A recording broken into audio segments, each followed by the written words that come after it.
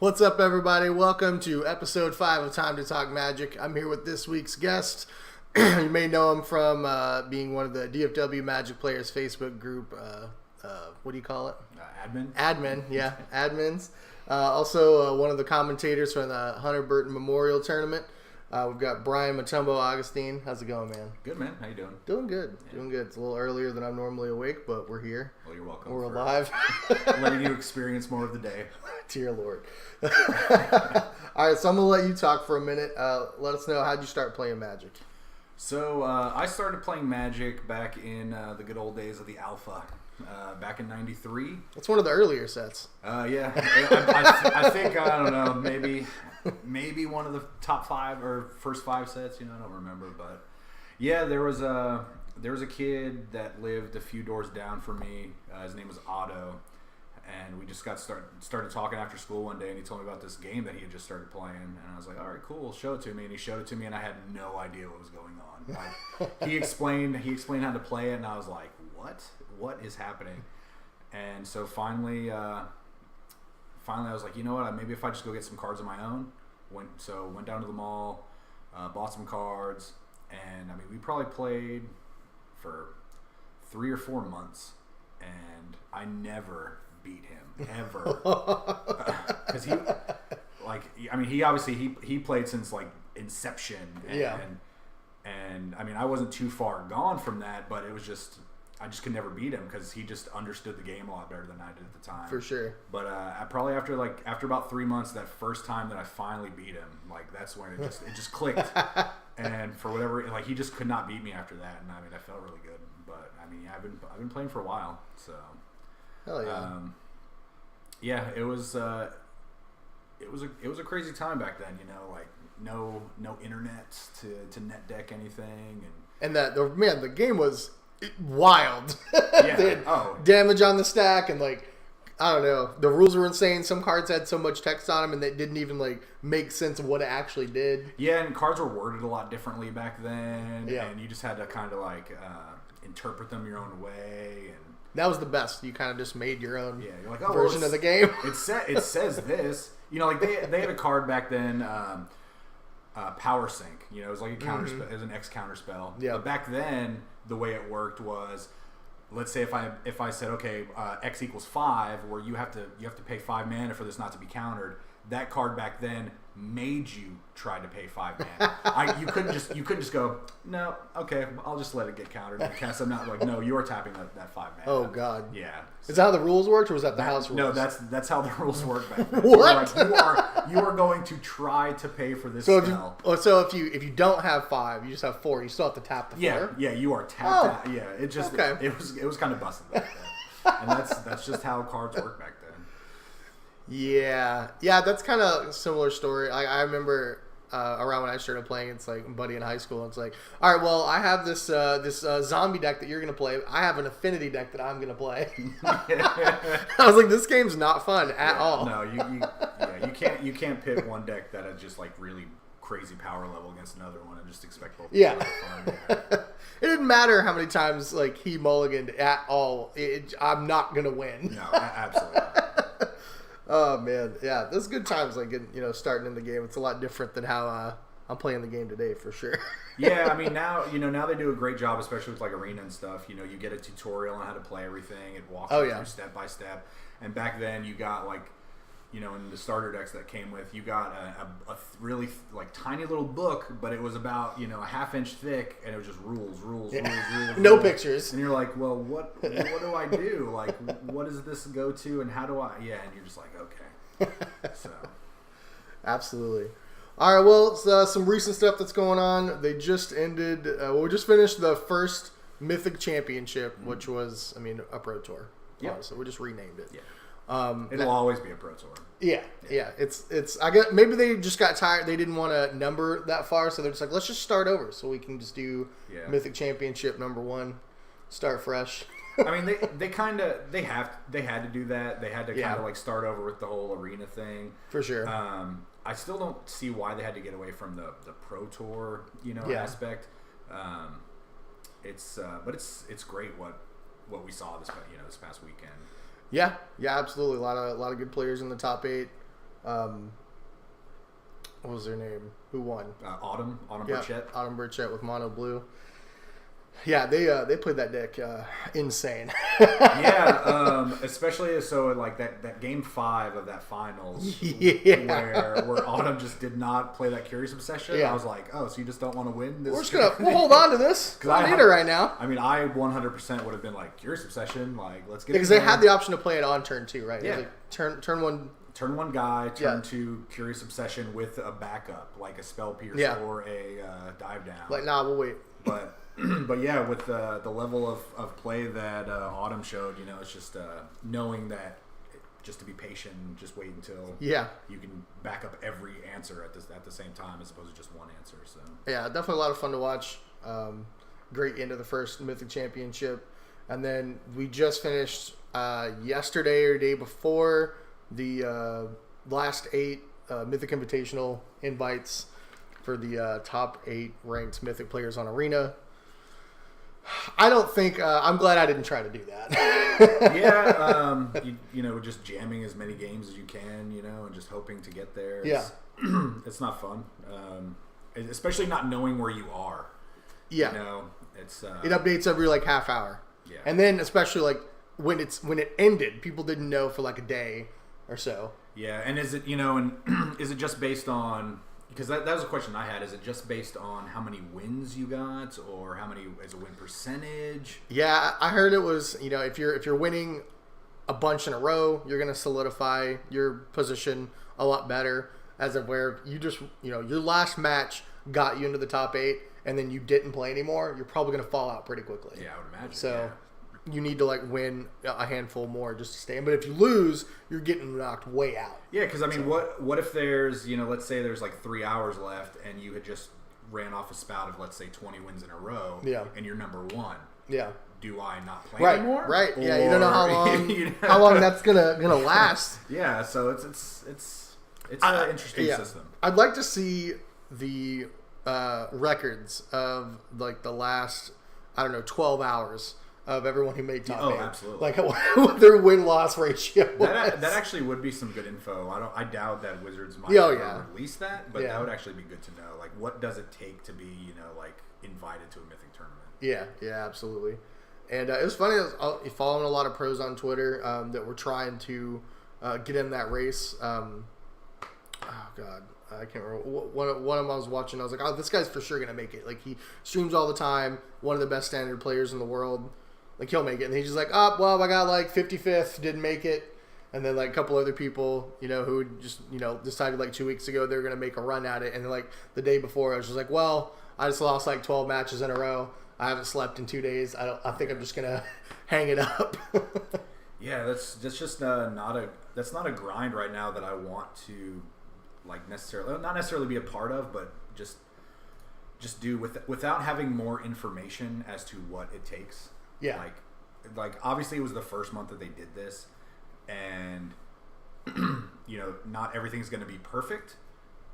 But I know we're going to a different system. This next month where it's going to be top 1,000. Top 1,000. And then you get to participate in the weekend. Yeah. Where then it's just going to be a lot of the same thing. Like, okay, these 1,000 people just get to do what these other people did the last month and just play. Yeah. But it's definitely a little. If you set out to make top 1,000 and you put in the effort, I think everyone who wants to do it should make it. Obviously it's only 1,000, but there's gonna be a lot of people that say, yeah, I'm gonna do it, and then they don't put in enough effort. But I think if you really want to make top 1,000, it's just a time issue. I don't think it's gonna be that difficult. Yeah. So whenever you grind to just Mythic in general on Arena, like do you just play a lot of aggro decks? Just try to jam as many games as you can. You can. I don't like playing aggro. I almost never do. You just like with your. I play like everything but that. I'll play like Esper Control, Blue Green Nexus, the different gate variants, Sultai, just kind of whatever I feel like playing that day. Yeah. But yeah, you don't have to just grind mono red or whatever. Now if you're trying to make top 8, like the Azorius aggro deck and the mono red aggro deck, probably really good choices. Yeah.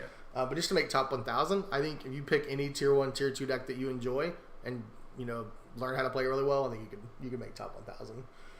it's gonna take longer to do it with. Yeah, because I like the other ones right now with Arena. I like more for playing for the memes. Like there's the fun decks. I mean, I do have a few competitive decks, but I just can't. Without like the win streak that like Hearthstone has. I think it's after your third win you get like an extra notch every time you win a game up to like rank 5. Yeah. Well, at least with best of 3, it's always 2 ticks. I mean, it's always 2 ticks up or 2 down.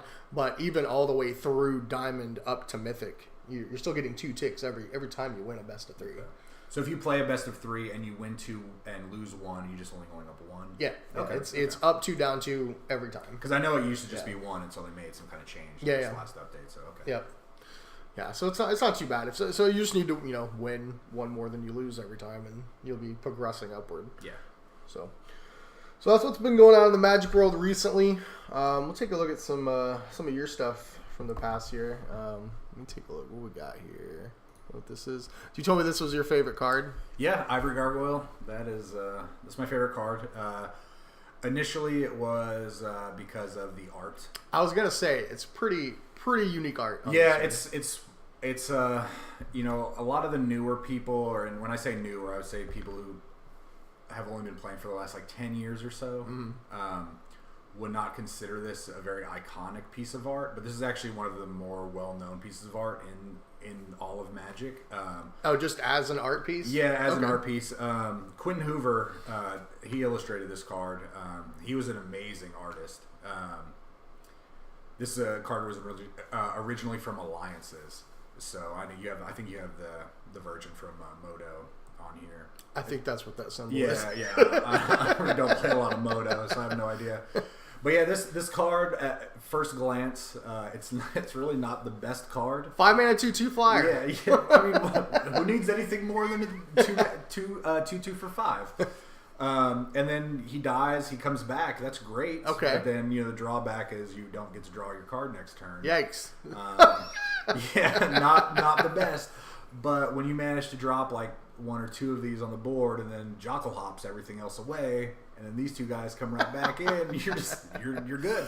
Oh, okay, all right. So yeah, you're just as long as you got the setup. Yeah, you drop in a couple of these and then just blow everything, land included. So this isn't. I was about to ask, why do you have the option to pay 5 to exile it? Because this is not a choice. Yeah, so this is happening. Yeah, there were times where somebody would just lock you out of the game. They would find out, especially after sideboarding. Yeah, they'd be like, "Oh, kill this idiot's trying just kill this." Yeah, and there was a card back there. What was the name of that card? Ether Flash or something like that. I think it was a 4 mana red enchantment that said every time a creature came into play, it dealt 2 damage to it. Well, you definitely don't want to land one of those while that thing's in play. Because you will just never draw cards again. So, man, okay. Well, I mean, some people might like to pay 5 mana and then another 5 if they need to.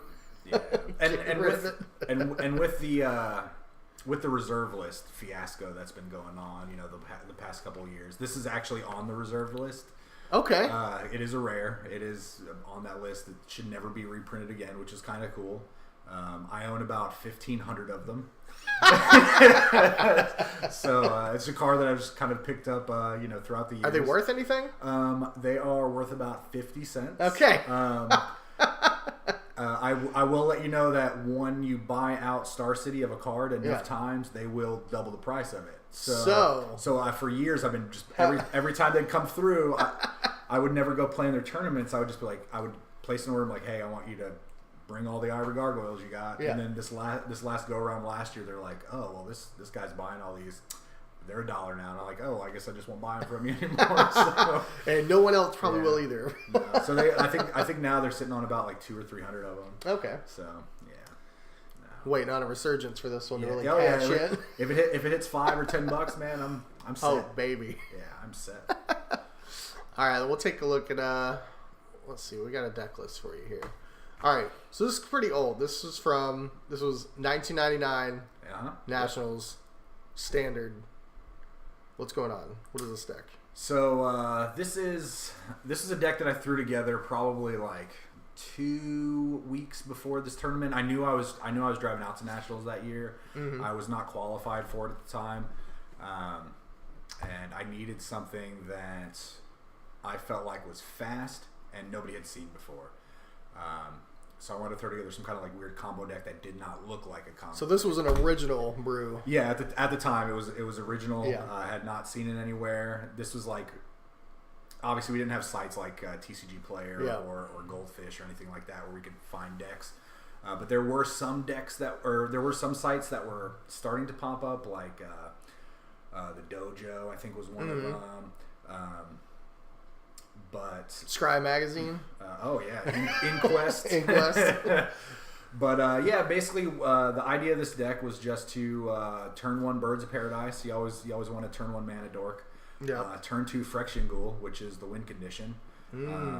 There's been so many versions of this card printed now, like Nantuko Husk I think is one of them. Which is the exact same thing, except it's an insect. Yeah. That's it. Yep. Okay. Yeah. So 3 mana 2/2, sack another creature to +2/+2. So you'd want this on turn 2, and then turn 3 Academy Rector. Academy Rector, when it dies, you can exile it and go get an enchantment out of your deck put into play. So you would sack this, go get a Pattern of Rebirth. Pattern Rebirth goes onto your bird. Then when the bird dies, this enchantment would trigger, go let you get another creature out of your deck, which could be another Academy Rector. Okay. Go get another Academy Rector, sack that, go get a Sapperling Burst. Sapperling Burst gets 7 counters, and then you get to take 1 counter off to make a creature equal to the number of counters on Sapperling Burst. So the size of the creatures are relevant, but you just make a creature, sack the creature, and you just 20 them on turn 3. So you remove a counter, and it makes a 6/6? It makes a 6/6, but you just sack that that creature to +2/+2 your ghoul, and then make a 5/5, sack it. What else? So, all right, why is this card not just busted on its own? What? Does the power and toughness change every time a counter's removed? Yeah. Okay, yeah. All right. Yeah, so you could drop this into play with 7 counters on it, pull 3 counters off, and then you've got 3 4/4s. Gotcha. Okay, and there'll be 3/3s the next turn. Yeah, and it does, right. and it fades. Yeah, they fade every turn. Gotcha. So it gets smaller and smaller. So you okay. It was good at the time. There was that Gruul enchantment, Fires Yavimaya. Yeah. That was really good with this card. Cause give them all haste. Yeah, Pandemonium was another one with this one because you could just 21 somebody. There were a lot of cards, a lot of different combos this card was used for back then, but nobody was using this with Phyrexian Ghoul. So, but yeah, you just 20'd somebody on turn 3. So, dude, that's pretty sweet. It was a really fun deck. So I top 8'd the Last Chance Grinder with this. It was pretty cool. A couple pros actually saw the deck that I was playing. They were watching me in the top 8 of the Grinder, and they ended up actually getting the list from me, playing it at the actual Nationals. They played it in Nationals. They had no idea how the deck really worked. A lot of like the key cards, like the MVP of the whole tournament, honestly, was the card. I think it's Reverent Mantra. Yeah, there we go. Where you can just give your creatures protection from a color for free if you pitch another card to it. It has to be a white card. Yeah. Okay. So you pitch a card to this. All your creatures like Pro Red, for example. Yeah. Wildfire was a big deck back then. Yeah. So they go to Wildfire to kill everything. You're like, oh, well, all my creatures live. So, yikes. It was fun. I think that was the year Finkel won Nationals, and then he won Worlds that same year too. Yeah. So. Yep. Monster. So did you got to play in Nationals then, or is this just you top 8'd? I top 8'd. Yeah, they did a top 4 that year. Oh, okay. Yeah, guys. It's funny too because I was listening to your other episode with Dustin. He was talking about top 8'ing. Yep. And then not getting because of top 4. Yep. It was the same thing. That's really fun. And I actually lost to a former pro in the top 8. But it was a lot of fun though. I mean, I think I got like a case of a case of boxes just for top 8'ing. It was pretty ridiculous. And then the best thing honestly about it is the way that I named the deck, my Dixie Wrecked. When you say that, can be misconstrued as something else, and the fact that they printed this on the Wizards website, and I got the real win. Yeah, and I got about 1 million phone calls the next day, like laughing and like, oh my god, they printed your deck name, and I was like, oh, I didn't really expect that, but. Yeah.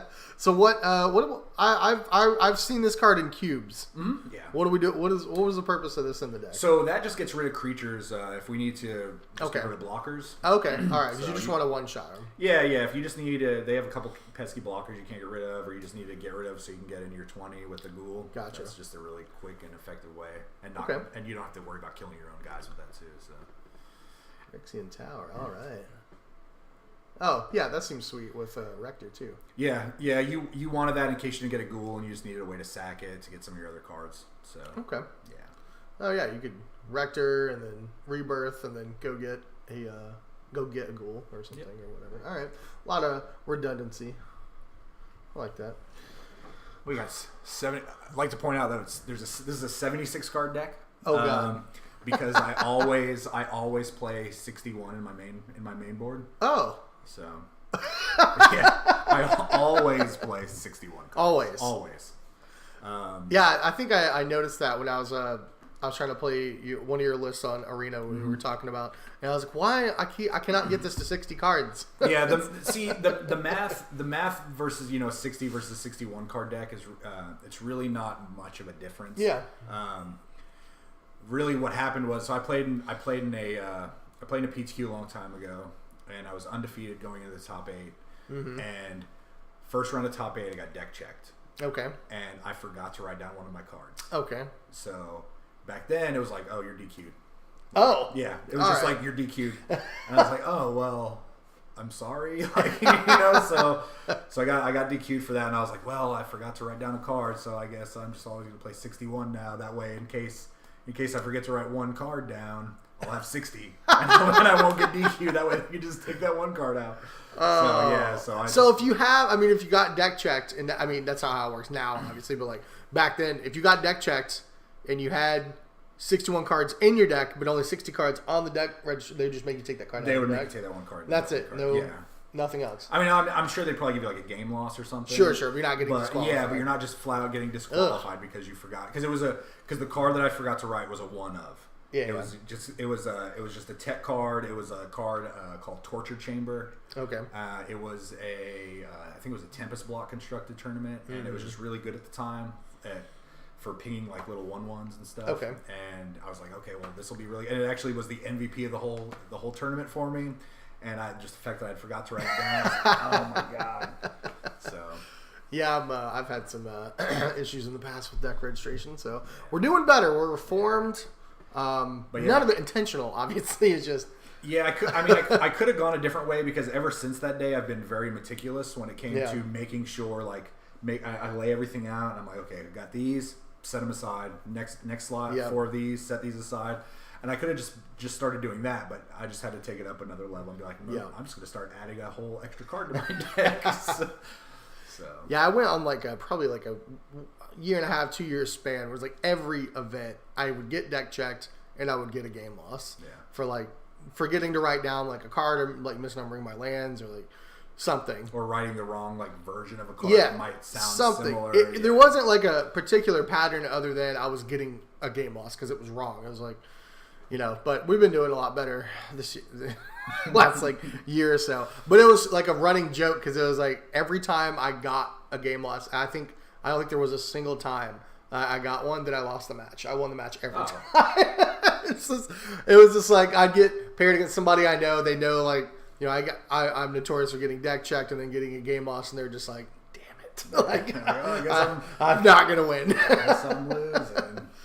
And then the one time my opponent got a game loss for their deck being misregistered, they beat me, obviously. So, game one, I know what you're playing. I've already gotten a game loss. Let's just move to sideboard. Yeah, exactly. It's perfect. All right, we'll go on to something else here. What else we got? All right, so we got the Hunter Burton Memorial Tournament coming up. Yep. It's March 16th and 17th? 16th and 17th. Yep, there we go. And you're going to be commentating, doing some coverage. I sure will be. You did that last year? Yeah, it was first time I'd ever done it. It was a lot of fun though. Yeah. Just getting to just be in the middle of that, seeing it, week after week, with Star Cities or the Wizard tournaments, and just being able to be a part of that. Yeah, for sure. It was a lot of fun. getting to like not have to worry about playing in the tournament and still getting to like contribute. You know, you don't have to worry about just like, well, you know, I'm going, I'm showing up and participating. You know, then I owe to, and I'm just, you know, I'm gonna pack it up and leave. But being able to do like coverage and stuff, you know, you're gonna be there the whole weekend. Like, you know, working. Yeah, which is cool because you're going to be a part of you're going to be in the tournament the entire time. So it's definitely fun in that aspect. It's just as draining as playing in the event itself. Yeah. Because, you know, if you're playing, you know, from open to close the event, you know, it's just physically, you know, a toll on your body. People don't realize that. You're just sitting and playing a game all day. Like, oh, but you have to realize. The most exhausted. I've never had, I mean, I'm not in the best shape right now, but like I have worked out before and been healthier. Yeah. No workout has like drained me as much as playing for like, you know, 9 hours one day and 7 hours the next day. Yeah. It's just, you're just like, I don't want to think about anything. Yeah. It's a toll having to move around, having to worry about where you're sitting, and then, you know, get situated, and then just, you know, racking your brain for an hour at a time, you know, on what move to do next. It's very tolling. Definitely a marathon. Yeah. So how did you get into commentating last year? Did you know, ask around? Did somebody approach you to do it? Or? Well, they approached me. It's something that I kind of put my name in the hat. Okay. I've been streaming for a while. It definitely helped me to be able to be a part of it because I knew that I was, you know, comfortable in front of the camera and whatnot. And I had mentioned in our admin chat that we have that I wanted to be a part of it. And they're like, oh yeah, we'll mention your name. And then, you know, a few weeks went by, and, you know, Aaron reached out to me and he asked me if I wanted to do it, and I absolutely jumped at that. Yeah, hell yeah. So. Absolutely. So what is it about this event that you like being a part of and participating? What does this event mean to you? This event it really brings back part of, I mean, first off, obviously being able to remember Hunter, you know, just be a part of that every year, knowing that we're doing something that he would have been a part of himself. That's a huge bonus. You know, for me personally, being able to see everybody that Hunter's, you know, touched throughout his life. Because even the people that show up to the tournament themselves, if they never interacted with Hunter, they really have interacted with Hunter, because without him, this event wouldn't have happened, and these people who knew him wouldn't have told their friends, and they wouldn't have gotten them to participate in it. So really, Hunter's still continuing to touch other people, you know, throughout the world with this tournament. And it's awesome to see, you know, just how big it's starting to get, and, you know, all these people coming together. And then also for me, being able to see, you know, all these people that I've, you know, essentially just grown up with my whole life, you know, from back when I was, you know, 13 or 14, you know, that still play the game just like I do. You know, people that I've just like fallen out of touch with, you know, just being able to walk around, talk with them, sometimes interview them if they're doing great in the tournament. For sure. So just being able to be a part of something just like as amazing as this tournament is just in itself just awesome. So. No, absolutely, I agree with the this event every year is definitely the gathering part of Magic the Gathering for me. Yeah. Like it's awesome. You see all the familiar faces. And like you said, you know, people who knew Hunter and didn't, it's awesome. They usually beginning of the tournament and like the player meeting every year, they'll ask, you know, everybody to raise their hand who did know Hunter. It's usually like, you know, maybe 30% of the room or half the room or whatever, and the other half, and then, you know, it's like, you know, the first half who did is like, you know, telling stories about, you know, Hunter and all that good stuff. No, it's really awesome. It's a great plus, event. To me, it's like, if I got to pick a tournament that I'd want to win, it would be this one. It really doesn't have anything to do with the money. Yeah. I mean, obviously the $10,000 that they're giving out is not chump change, but the fact that I get to have my name put on a trophy, like an actual giant freaking trophy. Yeah. And that's pretty amazing, because I mean, they don't really do that a lot. No, for sure. So. Yeah, I know somebody who taught me in the first year. Oh, really? Don't want to name names or anything. Yeah, I won't name drop them or anything. No, like I didn't even think about that. Like the first year that they had it, and I made top 8, and then, you know, won some money, whatever, and then they posted a picture of the trophy with my name on it. I was like, dang, that is awesome. I have a fun story about the first year because I didn't plan on playing the first year. I just showed up with a fun deck that I knew was not any good. All I remember about it was that I was green white. I couldn't tell you anything else about it. But 61 cards. Okay. Yeah, it was the first time though that I ever after the second round I was 0-2. I've been 0-2 before. Sure. But I had never sat at the last table. So I actually got to sit at the last table, and boy did that not feel great. But I did win that round, and I was like, okay, well, then I dropped after that round. But we peaked. It's not getting any better than this. Yeah, but I was like, okay, well, this is the first. Got your win in on the last table possible. So yeah, this is a great event. If you guys want to check it out, HunterBurtonMemorialOpen.com. I'll put that link in the description. And there's every type of event. They just put out all the side events. There's vintage, legacy, modern, standard. Two-headed giant. Two-head drafts, sealed. I mean, name it. There's the commander. 2-day event, Saturday and Sunday. Main event, $10,000 cash prize. First place gets a fancy watch. Yeah, oh yeah. It's worth I think almost $400, like $390, $380 something. I don't know. Fancy watch, yeah. But yeah, there's a 1K. There's also a 1K standard on Saturday. There's a 5K on Sunday. Yeah. So I mean, there's a lot of money to be won. Main events, modern. Yeah, and then every kind of event you can possibly think. It's gonna be a sweet weekend for sure. I'm gonna play in there's the SCG Regionals Modern Tournament next weekend. I'm gonna do that to kind of get my modern gears going, and I've just been getting dumpstered in modern lately, so we don't want to talk about that. It's a format that's just it's changing. You know, it's weird how it's been the same, but then it could just get stirred up with one card. So yeah, absolutely. Yeah. Oh yeah, and then I know I did not look this up before the show, but I just remember that they're coming out with this new set that is going to just be straight modern and legacy legal. Yeah, it's just going to skip standard. There's going to be some reprints, but some brand new cards printed. Yeah, they're just going to get thrown into these formats. Yeah, and I think we've only seen 2 cards from it so far. Yeah. There's a Sarah Planeswalker, and then there's a Cabal Therapy creature. So. Yeah. It looks it's a sweet idea. I'm really glad they're doing it. I don't play a ton of Legacy, but I know it's a really beloved format by a lot of people, and being able to shake things up without having to just keep doing these Eternal Master thing. I think people are kind of getting tired of those. Yeah, I mean I agree with that, but in my opinion, I don't like the fact that they put out sets that are not standard legal. Okay. Just based on the fact that I find it can be confusing for new players. That's fair. Because there's so many different sets that come out. There's so many different there's just so much sealed product that comes out that's not standard legal. True. You have Commander products. You have some of the products that are released in China that are legal and standard over there, but they're not legal and standard over here. I didn't know about that. Yeah. That's happening like current day? Yeah, current wow. day. And there's how do they show up to a Grand Prix or something, like an American Grand Prix or something? You wouldn't be able. I mean, you wouldn't be able to. You'd goodness. Get DQ'd. Wow.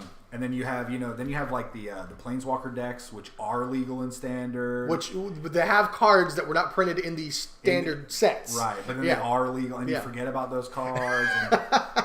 And it's really confusing for a new player who wants to say, oh, well, I want to get into this game. Let me go play my deck that I have, and then you get there and you're like, oh, you can't play that card. Well, why not? I just bought it out of that pack. Yeah. And you're like, oh. Well, hopefully, I mean, you have to kind of leave that up to. Hopefully, people buy their cards and packs and stuff from a local gaming store. If they're gonna put an F&M there, and hopefully the store is doing their part to be like, hey, this is what you need if you want to play F&M. But if they're just going to Walmart or a bookstore or something, and then want to show up to F&M. Yeah, I can definitely see that being very confusing. Yeah, and this is the first set that's come out since Arena's been out that they're not going to put on Arena.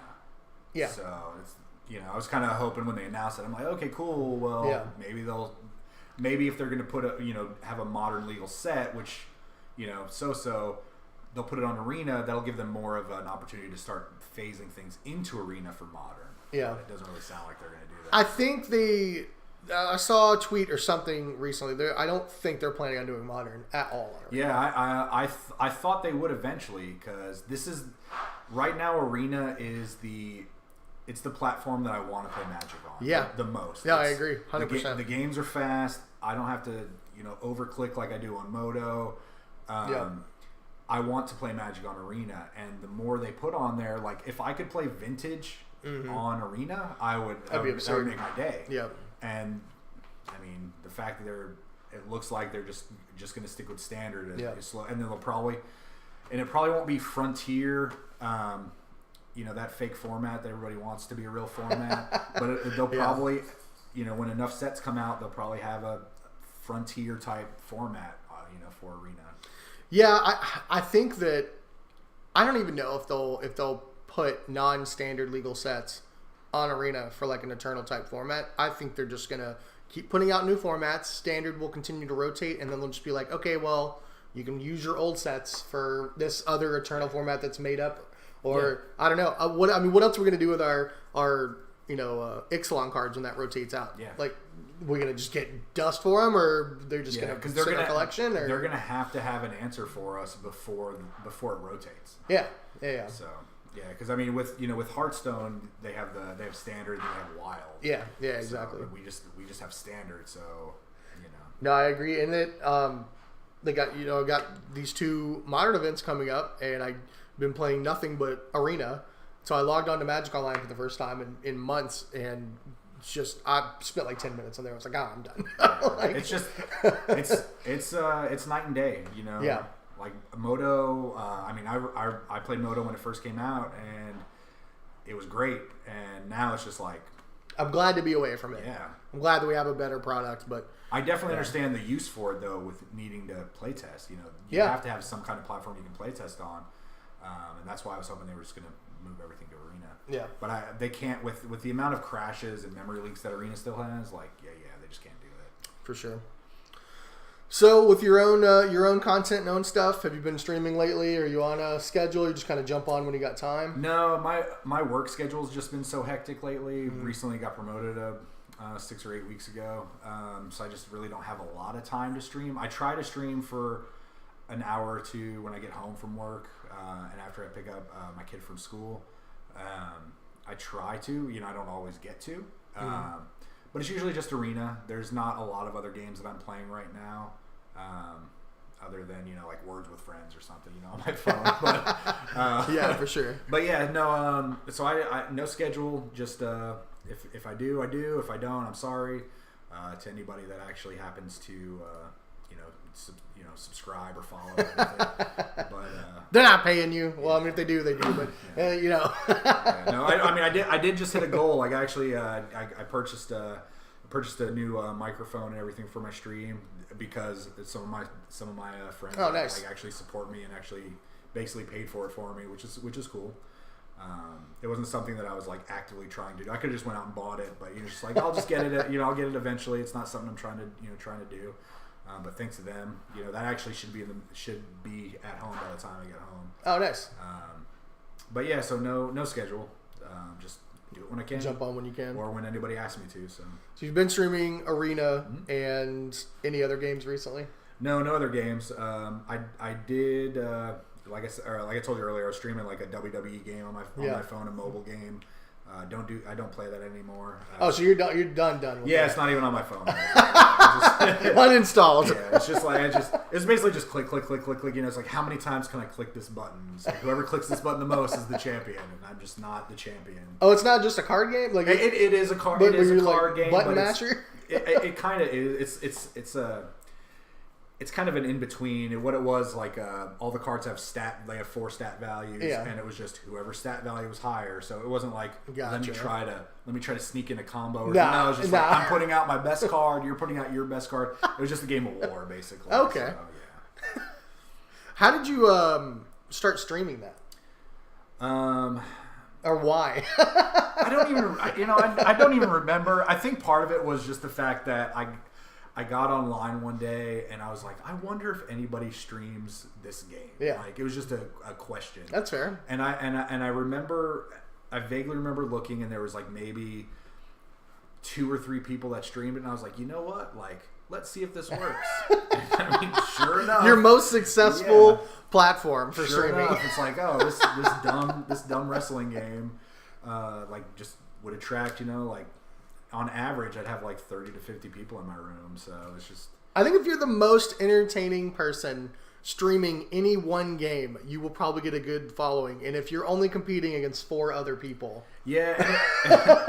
And it wasn't even like the entertaining aspect. It was really just the fact that, because shortly after I started streaming, a ton of people started streaming that game. Okay. But I still got more followers than everybody. It's because most of the people who were streaming it, not necessarily were like kids or like just younger. Mm-hmm. They just, because of my IT background and whatnot, mm-hmm.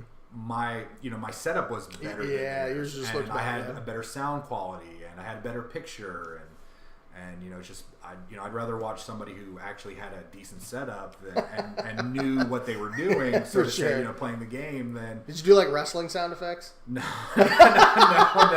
But I would leave like I'd have like a song. People could come and request songs. Okay. It was a bot. And people usually would come in and they would request their favorite wrestlers like intro song. Oh man, so that's awesome! Like, it was just like back to back, like stand on theme. Yeah, you just hear boom Stone Cold theme, boom Undertaker theme, boom this wrestler I've never heard of theme. It was just like back to back, and then somebody throw in like a like Rick Roll or something. You're like, oh. No, that's hilarious. All right, well, where can people find you on Twitch? I'm on Twitch under BA Motumbo, just BAMOTUMBO. I'm on Twitch, Facebook, Twitter, pretty much anything. The internet. Yeah, the internet. Where we got to be. Yeah. All right, man. Well, we'll get it wrapped up. Anything else you got you want to talk about or plug or? No, just the Hunter Burton tournament again.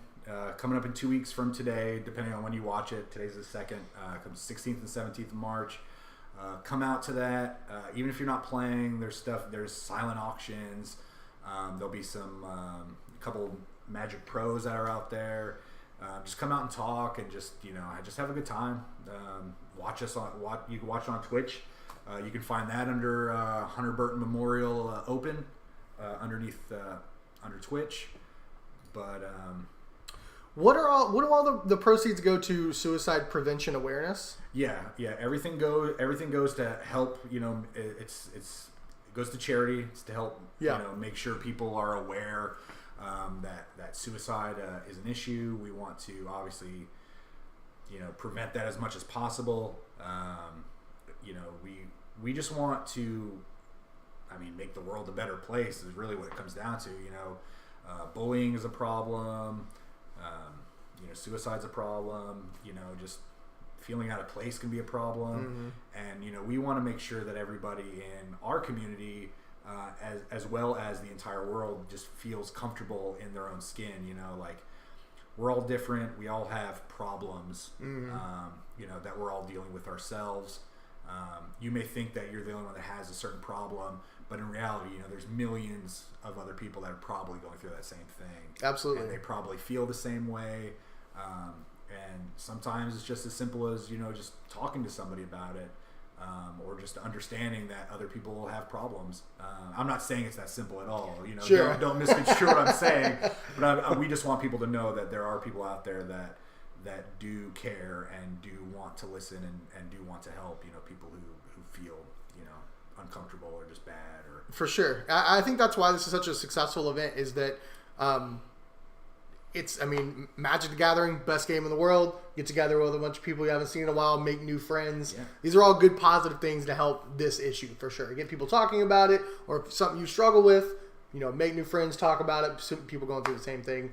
Yeah. Just all around great event. Yeah, because we're just here. We're here to have a good time, and we want to make sure that everybody else is having a good time, and we want them to be able to take that good time and take it out with them, and just spread that around the world, and make sure that it just carries on. And it's kind of like a pay it forward.